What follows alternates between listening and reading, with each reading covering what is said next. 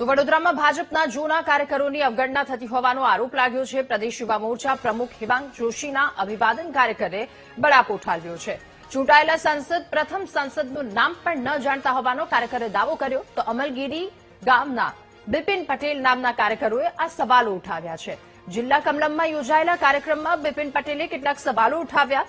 વડોદરા ભાજપના જૂના કાર્યકરોની અવગણના થતી હોવાની તેમણે રજૂઆત આ કાર્યક્રમમાં કરી છે।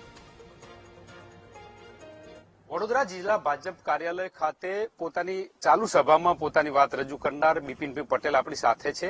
એમની સાથે વાત કરી બિપિનભાઈ શું કહી રહ્યા છે, કારણ કે નવનિયુક્ત પ્રદેશ યુવા મોરચાના પ્રમુખ જે બન્યા છે હિમાંગ જોશી સાંસદ, એમને પણ એમને વાત કરી હતી। બિપિનભાઈ, શું મુદ્દો હતો? તે દિવસનો વિડીયો વાયરલ થઈ રહ્યો છે, શું તમારી રજૂઆત હતી?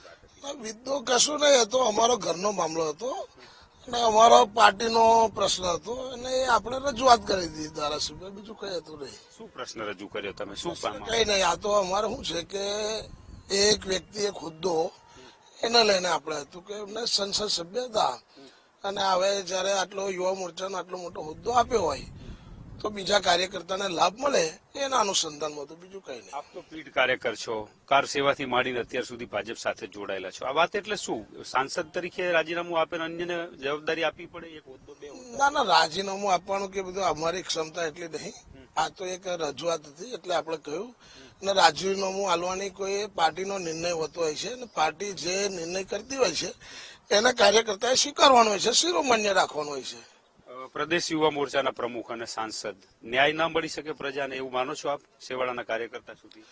પ્રજાના ન્યાય માટે જયારે એમની સંસદ તરીકે નિમણૂક કરી હોય છે, ઘણા કાર્યકર્તા એમની સક્ષમતાના આધારે એમને ટિકિટ આલેલી હોય છે અને આપણે એમને જીતાડી લાયા હોય છે, પણ જયારે આટલો મોટો હોદ્દો હોય તો એને લઈને આપણે રજૂઆત કરી હતી, બીજું કઈ એવું નહીં।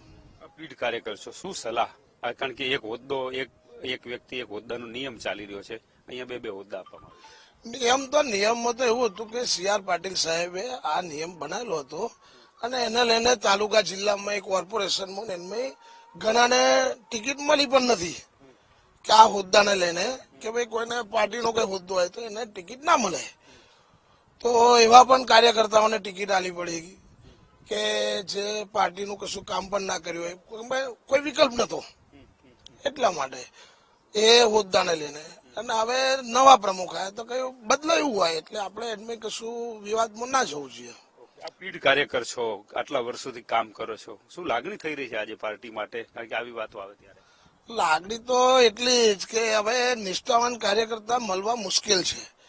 હવે શું છે કે તકવાદી એવા બધા કાર્યકર્તાઓનો રાફડો ઘણો હોય, પાર્ટીને વફાદાર કાર્યકર્તાઓ હોવા જોઈએ અને એની ચાલતું હોય, પાર્ટી બધા જોઈને જ નિર્ણય કરતી હોય છે, કારણ કે પાર્ટી આપણે જયારે એક મોટલું લેવા છીએ છે તો એ ટકોરો માઇન્ડ ચકાસી લેતા હોય છે, તો પાર્ટી કાર્યકર્તાને લેતી હોય તો 100% બધા ચકાસીને જ લેતી હોય છે અને પાર્ટીના નિર્ણય બધાને શિરોમાન્ય હોય છે।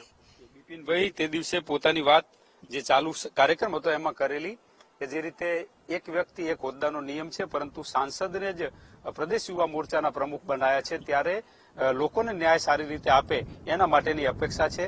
પાર્ટી પણ બધી જગ્યાએ ધ્યાનમાં રાખતી હોય છે એવું કહી રહ્યા છે, પરંતુ ક્યારેક પાયાના કાર્યકર્તાઓ છે એમની પણ અવગણના થઈ રહી છે એવી વાત કરી રહ્યા છે। કેમેરામેન કિશોર ક્ષીરસાગર સાથે માનુ ચાવડા, VTV ન્યૂઝ, વડોદરા।